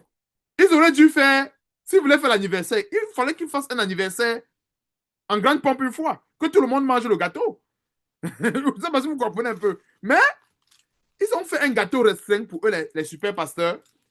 Et ils disent que non, nous, on va manger le gâteau et vous allez être rassasiés. Ben, en d'autres termes, je ne sais pas si vous comprenez un peu, en d'autres termes, que nous, on mange, pendant qu'on se rassasie, vous vous rassasiez aussi. Mais sauf que nous, on se rassasie en vrai, c'est-à-dire nous, on se rassasie dans le domaine des réels, mais vous vous rassasiez dans le domaine de l'imaginaire. Donc, dans le domaine de l'abstrait, vous serez rassasiés aussi. Je ne sais pas si vous comprenez un peu. C'est-à-dire que c'est ça qu'on appelle, c'est ça que j'appelle une parole qui est boiteuse. C'est-à-dire que, qui manque de support. C'est-à-dire c'est comme si on prenait un objet, on le mettait sur une surface qui est plane, mais l'objet ne reste pas en équilibre. Tu vois, c'est comme ça que je vois un peu, de manière palpable, ce genre de parole. La parole de Dieu ça doit être équilibré. Quand le plat s'attaque, c'est droit. On n'a rien à dire. C'est-à-dire quand il faut manger, mais maintenant, donc, quand il faut dîmer, les fidèles ne dîment pas spirituellement parlant. Je ne sais pas si vous comprenez un peu. Ils ne vont pas dîmer spirituellement parlant. Ils vont dîmer en vrai. C'est-à-dire qu'ils ne vont pas dîmer par la foi. Ils viennent dîmer en vrai. Mais quand il faut manger par la foi, mais dîmer en vrai. C'est cela qu'on comprend que c'est la comédie. C'est comme je vous disais là. C'est comme si on prenait un objet, on mettait sur une surface plane, on voit que c'est bancal. On dit que mais ça ne tient pas la route. S'il faut être spirituel, il faut alors demeurer spirituel surtout. C'est comme je vous parlais l'exemple, quand j'extrapolais un peu en disant que c'est comme un monsieur qui est marié, il est dans l'intimité avec sa femme, il dit, mais est-ce que je dois la connaître physiquement ou je dois la connaître spirituellement? Parce que maintenant, vu que nous sommes les êtres spirituels, bon, peut-être c'est spirituellement que je dois la connaître. C'est parce que vous comprenez un peu. Allez, il pose des questions. Et c'est ça. Là, la parole de Dieu, c'est tous ces éléments qui constitue Dieu. Dieu, ce n'est pas seulement l'esprit, mais c'est l'esprit et c'est aussi la vie. La vie, c'est le côté qui est palpable de la parole de Dieu. La parole de Dieu, à un moment donné, on peut le palper. Et c'est à cause justement de ce côté palpable qui est absent que ces églises ont tellement connu des blasphèmes et que souvent, même quand on prêche la parole de Dieu, on peut se dire, mais ces gens-là, ils font des choses qu'on ne comprend pas.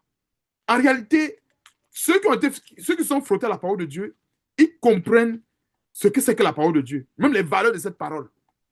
Ce n'est pas seulement l'abstrait. Et généralement, j'ai très souvent connu les personnes, quand ils n'arrivent pas à justifier les actions, ils disent tout simplement que c'est spirituel.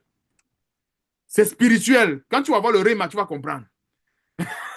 Ça veut dire qu'ils n'arrivent pas à justifier ça simplement.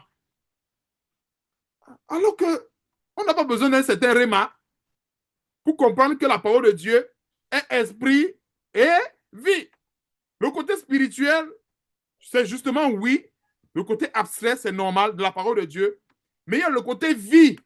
C'est-à-dire que même l'aveugle, si je peux me permettre cette expression, même l'aveugle physiquement le voit.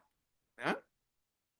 Hein? Même l'aveugle physiquement le voit. Un aveugle peut être aveugle spirituellement parlant, non, physiquement parlant autant pour moi, mais il voit spirituellement parlant. Vous voyez un peu? Je crois qu'on a eu le cas comme ça de qui, je sais pas, il y avait un roi là, je ne me rappelle plus. Et même le cas de Jacob, quand il était vieux. On ne peut pas tromper un aveugle. On peut tromper. Ce que je voulais dire, c'est que on ne peut pas tromper un chrétien qui est aveugle physiquement. Vous un peu, ça dit que je veux parler aveugle physiquement et aveugle spirituellement. Tu vois? C'est-à-dire, le premier cas, celui qui est aveugle physiquement et qui a le discernement, ça veut dire qu'il n'est pas aveugle spirituellement. On ne peut pas le tromper. Mais je vous assure, il y a les gens qui voient avec les deux yeux, mais ils ne voient rien. En fait, ils regardent, mais ils ne voient rien. On les trompe aller-retour, les yeux sont ouverts comme ça. Grandement ouverts, on les trompe. Aller-retour, on les trompe. Alors que les yeux sont ouverts. Tandis que, je manque seulement le passage. Il y a vraiment des passages qui le justifient. Je ne sais pas s'il y a un roi vraiment qui voulait détourner, il avait envoyé sa femme et autres. Dieu avait révélé qu'il y a telle personne qui va venir en étant masqué et autres. Donc, ce n'est pas parce que lui il ne voyait plus de ses yeux physiques qu'on pouvait le tromper. Non. Mais les gens qu'on trompe facilement, ce sont ceux qui ont les yeux ouverts physiquement. Pourquoi? Parce que ces yeux-là, c'est pour voir ce qui est physique. Pour avoir des yeux spirituels, c'est dans la parole de Dieu, quand nous recevons les révélations de l'Esprit, telles que je suis en train de dire encore une fois depuis tantôt. Donc le Samaritain qui voyageait, étant venu là, fut ému de compassion lorsqu'il le vit, et s'approcha, et banda ses plaies, en y versant de l'huile. L'huile, ça c'est l'image de la puissance du Saint-Esprit. Le vin aussi également, ça c'est l'image du sang de Jésus. Puis, il le mit sur sa propre monture, le conduisit à une hôtellerie, et prit soin de lui. Le lendemain, il tira 2 deniers. On va encore souligner, il tira 2 deniers. Vous allez comprendre pourquoi c'est demandé qu'on souligne cela. Il tira 2 deniers, les donna à l'autre, et dit, aie soin de lui, et ce que tu dépenseras de plus, je te le rendrai à mon retour. Lequel de ces 3 semble avoir été le prochain de celui qui était tombé au milieu des brigands? Je veux te comprendre un détail profond sur cette question. Le Seigneur, pour comprendre un détail profond de la question, quand on remonte dans le verset 27, il est écrit, tu aimeras le Seigneur ton Dieu de tout ton cœur, de toute ton âme, de toute ta force et de toute ta pensée, et ton prochain comme toi-même.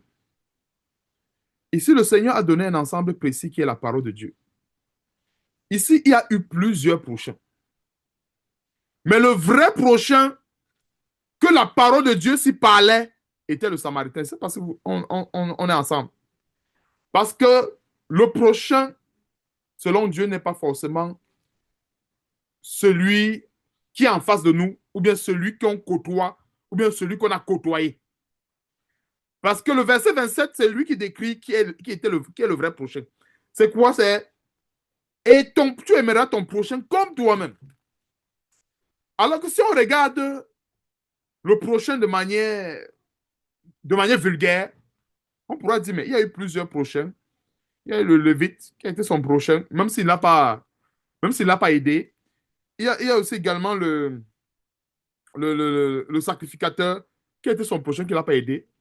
Mais le prochain, celui qui a rempli vraiment le rôle du prochain, ici, selon la volonté de Dieu, c'est bien évidemment le Samaritain. Et c'est pas ça que tu comprends un peu. C'est le Samaritain. Lequel de ces trois te semble avoir été le prochain? Donc, il y a eu trois, il y a eu le Lévite, le sacrificateur, le Samaritain. Mais le vrai prochain, c'était le Samaritain. C'est lui qui l'a aidé. Et dans prochain, il y a quoi? Il y a proche. Prochain vient de proche. En réalité, on ne peut pas affirmer qu'on est proche de quelqu'un. Parce qu'on s'appelle frère. C'est un nom qui traduit la proximité. Frère. Et je vais rentrer un peu dans le détail des frères de sang et des frères selon les liens spirituels. Alors, selon les frères, si je parle des frères de sang, la proximité, elle est établie par les liens de sang. Le cordon ombilical, bien sûr, quand c'est du cas de la mère.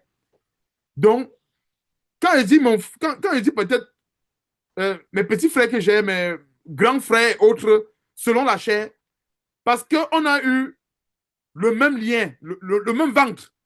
C'est-à-dire que on a eu le même cordon, si vous voulez comprendre.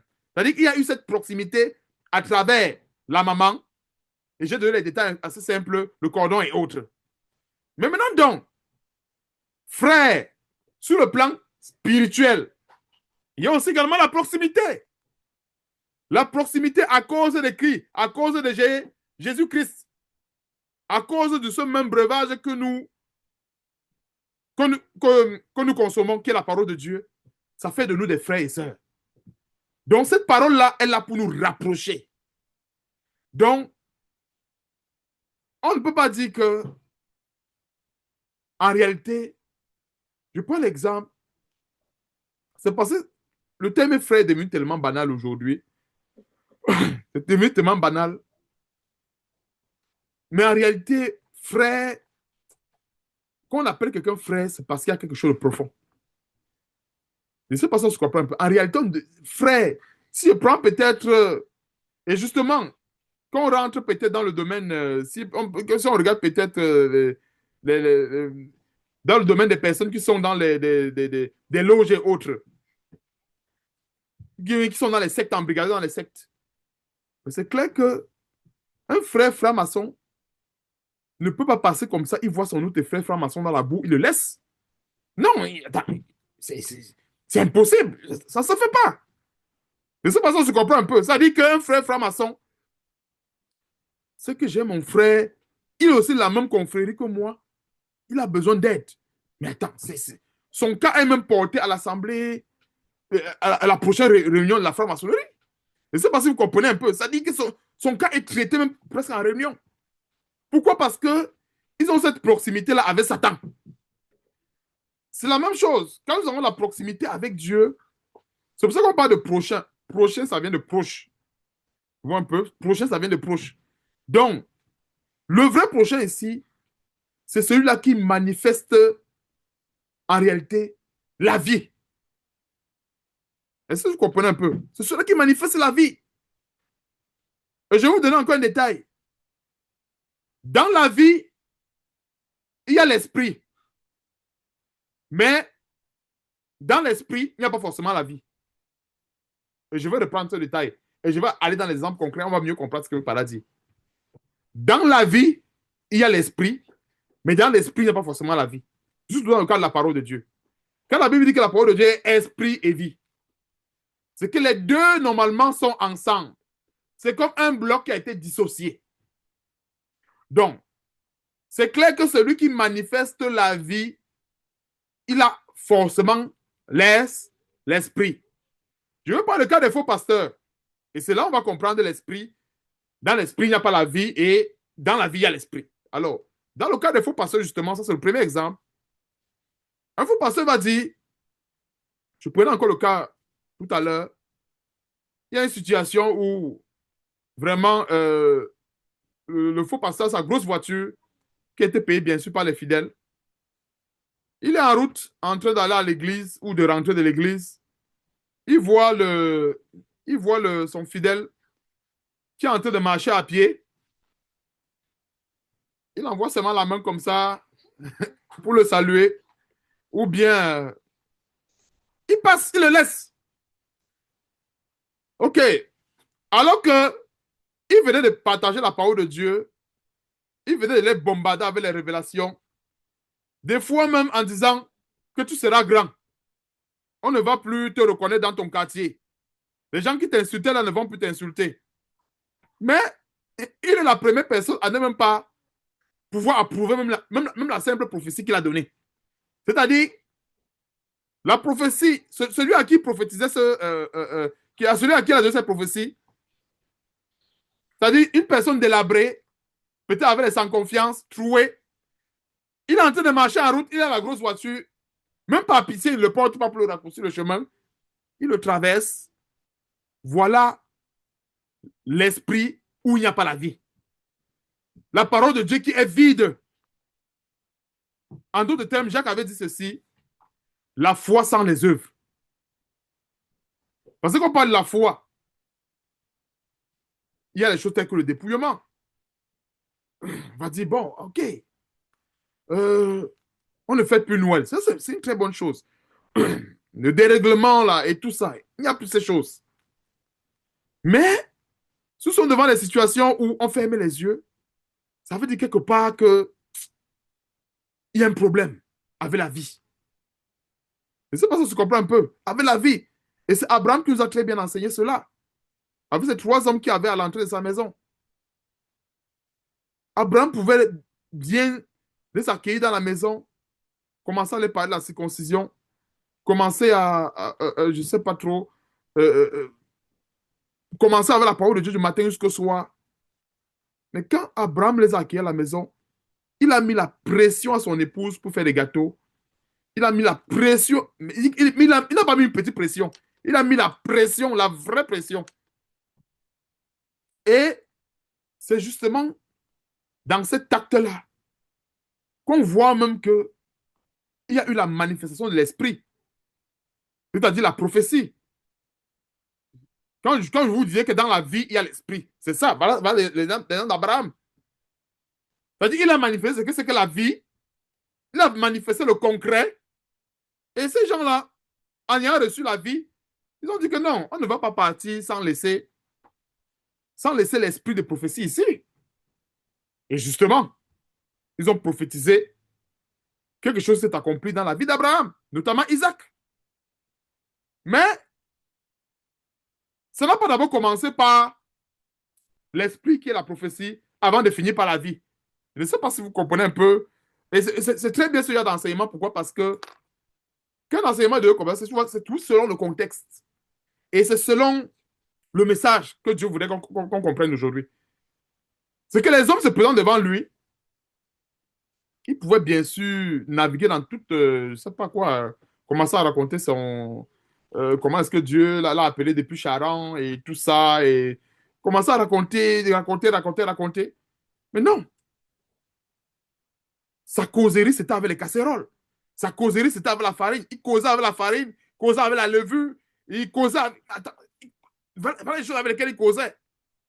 Et en entendant la conversation avec elle, il causait, je crois que vous comprenez un peu ce que ce dont il veut par là dire. C'est-à-dire que, en entendant la conversation avec ces choses, tac, l'esprit. C'est-à-dire, il a déclenché l'esprit. Et si on regarde bien, pour nous, on aurait peut-être dit que, OK, d'abord la prophétie, et après il devait manger.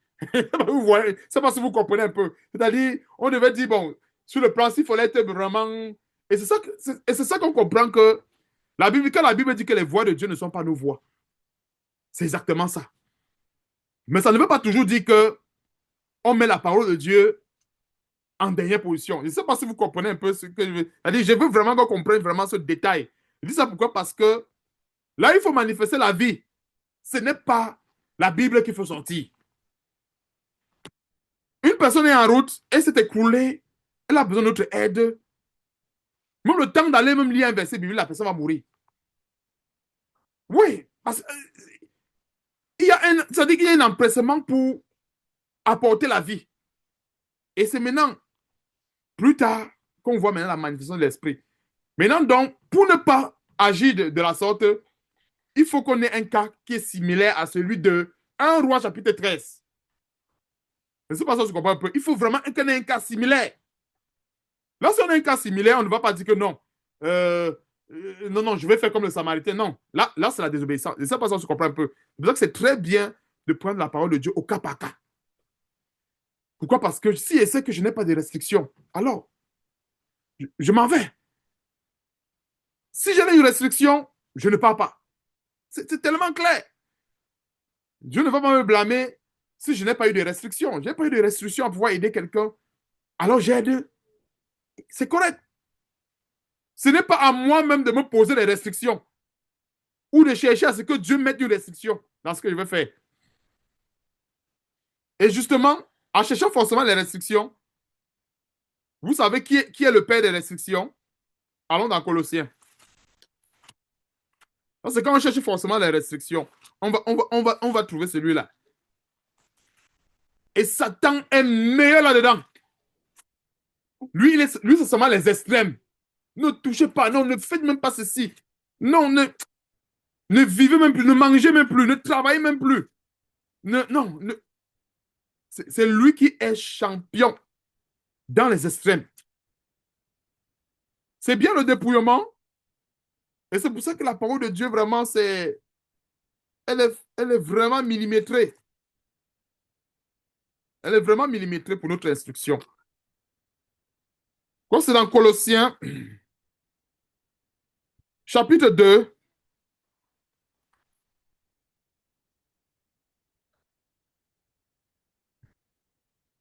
à partir du verset 16,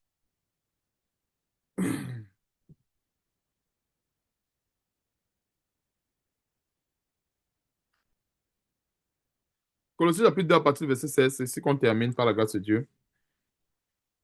Que personne d'entre vous juge au sujet du manger du bois ou au sujet d'une fête, d'une nouvelle lune ou des sabbats. C'était l'ombre des choses à venir, mais le corps est en Christ. Qu'aucun homme, sous une apparence d'humilité et par un culte des anges, ne vous ravisse à son gré le prix de la course, tandis qu'il s'abandonne à ses visions et qu'il est enflé d'un vain orgueil par ses pensées charnelles. Vous voyez un peu un exemple. Qu'aucun homme sous l'apparence d'humilité, c'est ça que je parlais des Castanou, c'est une fausse apparence d'humilité, ne vous ravisse, excusez-moi, à son gré le prix de la course, tandis qu'il s'abandonne à ses visions et qu'il est enflé d'un vain orgueil par ses pensées charnelles, sans s'attacher au chef dont le corps assisté et solidement assemblé par des jointures et des liens tire l'accroissement que Dieu donne. Verset 20. Si vous êtes mort avec Christ au rudiment du monde, pourquoi, comme si vous viviez dans le monde, vous impose-t-on ces préceptes? Ne prends pas, ne goûte pas, ne touche pas. Préceptes qui tous deviennent pernicieux par l'abus et qui ne sont fondés que sur les ordonnances et les doctrines des hommes. Vous voyez un peu, quand ça devient en excès, ne touche pas, ne goûte pas. Et vous avez très souvent vu, et je ne sais pas, on m'avait parlé une fois, je ne sais pas si le frère qui avait parlé de ça. Vous voyez très souvent quelqu'un qui travaillait à l'époque. Pas un travail qui est. Ça dit que parce qu'il y a travail et travail. Bon, peut-être quelqu'un peut-être qui était menuisier ou quelqu'un peut-être qui avait un travail décent, peut-être comptable ou je ne sais pas trop. Il vient un jour dire que bon, j'ai reçu une révélation que Dieu voudrait que je le serve en plein temps. Parce que le travail là, vraiment, c'est l'esclavage. Ça m'occupe, ça me fait ceci et tout ça. Dieu voudrait que je le serve en plein temps. Et nous voilà qu'il lâche son travail, hein. Il a son travail, il n'a plus de revenus, Et tout ça, étant exposé à la détresse, qu'est-ce qu'il va faire? C'est sûr qu'il va commencer à mendier. Je ne sais pas si vous comprenez un peu. Et il va se dire non, vraiment, le travail là, non, on devait normalement travailler pour le royaume, travailler pour Dieu. Le travail là nous bouffe le temps, mais vraiment, il faut qu'on travaille pour Dieu et tout ça, tout ça, tout ça. Ce n'est pas mauvais, mais c'est sûr que si Dieu voudrait bien qu'un serviteur de Dieu aille sur ce chemin, Dieu lui-même prépare la provision. Et c'est pas ça, on se comprend un peu. Et c'est là qu'on reconnaît que ça vient vraiment de Dieu. Parce que quelqu'un peut dire que oui, c'est sûr que je ne dis pas que peut-être Dieu ne peut pas donner cette révélation à quelqu'un, mais c'est la suite qui va nous montrer que non, certainement, ça ne venait pas de Dieu. Comment Dieu peut dire, laisse ton travail pour mourir de faim? Non, il y a un problème. Tout simplement parce que la personne voulait s'enfermer dans une chambre à longueur de journée pour lire les feuilles. Voilà comment j'appelle ça. Il voulait s'enfermer à longueur de journée pour lire la Bible, s'enfermer à longueur de journée. Je dis que, mais, alors que Dieu, là, se manifeste même dans le milieu du travail. C'est-à-dire que s'il faut entrer en profondeur sur cette révélation de Dieu, comment est-ce que Dieu peut se révéler à nous sous plusieurs formes, même au niveau du travail, c'est tellement vaste. C'est exagérément vaste. C'est exagérément vaste. Donc, que Dieu soit loué, que Dieu soit... Ok, j'ai oublié un détail ici. Je crois que terminons quelques versets qui restent. Excusez-moi, terminons les quelques versets. J'ai oublié. On était au verset 37. Terminons les quelques versets. Il n'y avait plus assez. C'est celui qui a exercé la miséricorde envers lui, répondit le docteur de la loi. Et Jésus lui dit, va et toi fais de même. Vous voyez un peu. Donc, quand le Seigneur Jésus-Christ dit, va et fais de même, vous voyez un peu ce que ça veut dire. C'est-à-dire que il a donné le feu vert pour assister une personne qui est en détresse. Ça, c'est de manière générale. Vous voyez un peu. C'est-à-dire, si Dieu n'a pas dit ne fais pas ce qu'il faut faire. C'est-à-dire que, comme il disait, ce qu'il faut faire. Dans verset 38, comme Jésus était en chemin avec ses disciples, il entra dans un village et une femme nommée Marthe le reçut dans sa maison. Elle avait une sœur nommée Marie qui, s'étant assise au pied du Seigneur, écoutait sa parole. Marthe, occupée à divers soins domestiques, suivant et dit, Seigneur, cela ne te fait-il rien que ma sœur me laisse seule pour servir? Dis-lui donc de m'aider. Verset 41, le Seigneur lui répondit, Marthe, Marthe, tu t'inquiètes et tu t'agites pour beaucoup de choses. Une seule chose est nécessaire. Marie a choisi la bonne part qui ne lui sera point ôtée. Alors, nous avons un cas spécifique ici. Encore une fois de plus, comme je disais encore une fois de plus, nous avons un cas spécifique ici où Marthe s'occupait pleinement, certainement de la cuisson, de beaucoup de choses. Elle s'occupait uniquement du côté vie, tout en négligeant le côté esprit. Et c'est là que le Seigneur dit non. Le côté esprit est très important également. Je ne sais pas si vous comprenez un peu. La parole de Dieu, elle est tellement complémentaire. C'est pour ça que je disais encore une fois qu'on n'est pas, la dernière fois qu'on n'est pas sauvé par les œuvres. Si on était sauvé par les œuvres, je crois que la plupart des catholiques, des religieux, mormons et autres, je parle beaucoup des catholiques parce que la plupart des organismes de bienfaisance, ici, ça appartient aux catholiques. La plupart, c'est les catholiques qui font beaucoup dans la bienfaisance et libéralité et autres. C'est-à-dire que c'est les organismes de bienfaisance et libéralité, c'est la majeure partie, c'est les catholiques. Donc, s'il fallait être sauvé par les œuvres, je ne crois pas un catholique pouvait rater son salut. Hein. C'est que non, je ne crois vraiment pas. Donc, moi, par expérience, ce que j'ai vu de ce qu'ils font comme bienfaisance et la plupart des banques alimentaires et autres là, et attends, la plupart, c'est des catholiques. Vous voyez un peu. Mais on n'est pas sauvé par ça. Comme je disais encore une fois la dernière fois, on n'est pas sauvé par ça. Mais ce n'est pas parce que nous avons le domaine de la foi, le domaine spirituel, qu'on va aussi dire que non, l'autre côté là, vraiment, vous voyez. Et c'est ça, Satan. Satan va tirer les catholiques de l'autre côté. En fait, seulement les œuvres, les œuvres, les œuvres, les œuvres. Et c'est Satan qui fait ça. Il est tire là-bas. Non, non, si tu aides ton projet, c'est bon. Tu vas aller au ciel. il les tire seulement avec ça. Et Satan aussi également va tirer les soi-disant chrétiens de l'autre côté avec la parole de Dieu. Non, allons seulement à l'esprit. Même si tu as faim, je vais prier, tu vas te rassasier. Allons. Regardons les extrêmes. Les extrêmes. Alors que Dieu, c'est la parole de vie et la vie. La parole de vie et la vie. Ce sont les deux. Et en absence, s'il y a un des deux qui manque, ce n'est plus la parole de Dieu. C'est comme ça que Dieu a fait les choses. Et Satan s'arrange à ce que les deux ne soient pas ensemble. Nous devons nous arranger à avoir toujours et toujours la foi qui représente le domaine de l'esprit et les œuvres qui représentent le domaine de la vie. C'est la foi plus les œuvres qui vont. C'est la foi plus les œuvres. Ce sont ces deux choses qui vont nous conduire vers le salut. Les deux là. La foi plus. Ne dis pas seulement la foi, la foi, la foi, la foi. Non. S'il n'y a pas les œuvres, qu'on oublie. Le catholique, de son côté, s'il a seulement les œuvres, il n'a pas de foi, qu'il oublie. Et regardons comment Satan a travaillé. Il continue de travailler fort pour que les deux soient écartés. C'est-à-dire, il va séduire X, d'autres chrétiens avec les œuvres. Tu sais, tu n'as même pas besoin de te purifier. Hein? Tu n'as pas besoin de sortir de l'adultère. Hein? Aide seulement les gens. Arrive au village, distribue le savon, distribue le sel, distribue ceci. Fais du bien à ton prochain. C'est ce que Dieu veut. C'est l'amour. C'est ce que Dieu veut. Et ça c'est ce que je... Ça dit que c'est ça qui t'arrête très souvent l'esprit des catholiques. Tout ce que Dieu veut, c'est l'amour. Si tu vois quelqu'un qui a faim, donne-lui à manger. C'est bien. Est-ce que c'est mauvais? C'est bien. Mais le domaine de l'esprit, la foi, Jean chapitre 14, verset 6, c'est aussi également important.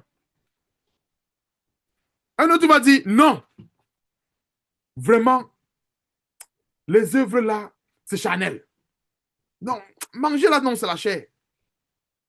Il faut que non, commençons seulement sur l'esprit. L'esprit, l'esprit, l'esprit, l'esprit. Et finalement, on a l'esprit à gauche et on a la vie à droite. Alors que Dieu dit quoi? Sa parole, c'est quoi? L'esprit et la vie. Qu'on n'enlève pas un. On pense que non. On doit prendre les deux. Et comme ça, c'était le cas de Marthe. On voit bien que Marthe était à fond dans les casseroles. Mais elle avait besoin aussi également de la foi. Elle avait besoin aussi également de l'esprit. Le Seigneur dit que non. L'esprit là, c'est l'essentiel. Et c'est vrai. Donc, que Dieu soit loué, que Dieu soit loué pour toutes choses. Vraiment, que Dieu nous donne de mettre ces choses en pratique. Ce n'est pas évident. Vous voyez très souvent, comme on l'a vu aujourd'hui, en résumé, la foi plus les œuvres qui nous conduisent vers le salut. Selon cette parabole, c'est pas évident. C'est pas très évident, mais je crois que, comme je disais, par la grâce de Dieu, je crois que nous y arriverons par la foi. Si on, si on s'attelle à mettre ces choses en pratique, si on s'attelle à plaire à Dieu dans sa parole. Donc, j'en ai ainsi terminé. Que toute la gloire revienne à Dieu et à notre Seigneur et Sauveur Jésus-Christ. Donc, s'il te plaît, bien-aimé Laurent, si tu peux débloquer ton micro et remettre ces moments à Dieu. Avant qu'on se sépare, plaise à Dieu. Prosternons-nous, nous allons rendre grâce à Dieu. Nous prions.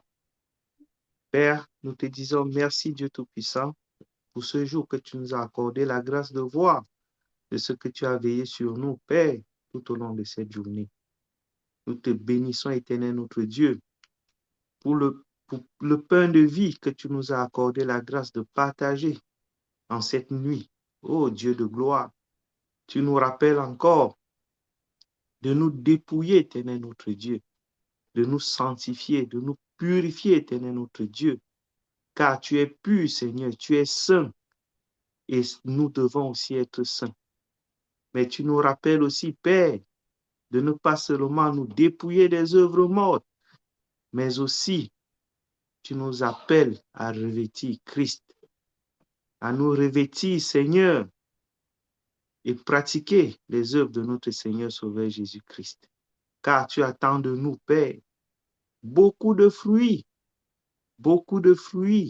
de justice, de charité, de compassion, de miséricorde, Ô Père, de patience, d'humilité et beaucoup d'autres encore, Éternel notre Dieu, afin que ton nom soit glorifié, Éternel. Ô Seigneur, donne-nous de nos points, juste nous contenter d'écouter, de lire, de méditer, mais donne-nous, Père, comme notre Seigneur Sauveur Jésus-Christ, de mettre ta parole en pratique, Éternel notre Dieu. Ô Seigneur, que tu es bon, Seigneur, que ta sagesse est infinie, que ton amour, Éternel notre Dieu, est infini. Merci encore, Seigneur, pour le témoignage de cet amour que tu nous as fait ce soir, nous rappelant ces choses, car tu nous as envoyés dans ce monde afin que nous soyons des ambassadeurs dignes de notre Seigneur Sauveur Jésus-Christ, Éternel notre Dieu. Dignes en pureté, Seigneur, en foi, mais dignes aussi, Père, en action, en mise en pratique de cette parole. Afin, Père, d'être des modèles, Éternel notre Dieu, des lumières dans ce monde des ténèbres, afin, Père, d'attirer par ta grâce ceux-là à qui tu vas accorder de venir à toi. Ô Seigneur, que toute la gloire et la louange te reviennent en toutes choses. Continue à veiller sur nous, Père, à nous garder dans ton amour, à nous préserver de tout mal, Seigneur. Nous te supplions de continuer à veiller, Seigneur, sur nos familles, Seigneur, et à nous donner, Père, nous t'en supplions. Encore, donne-nous, Père, d'aller et de porter des fruits. Tu as donné des talents ou un talent à chacun de nous. Et tu attends, Seigneur, que nous les fructifions. Que toute la gloire et la louange te reviennent en toutes choses. C'est au nom de Jésus-Christ, notre Seigneur Sauveur, que nous t'avons prié. Amen. Amen, amen, amen, amen, amen, gloire à Dieu.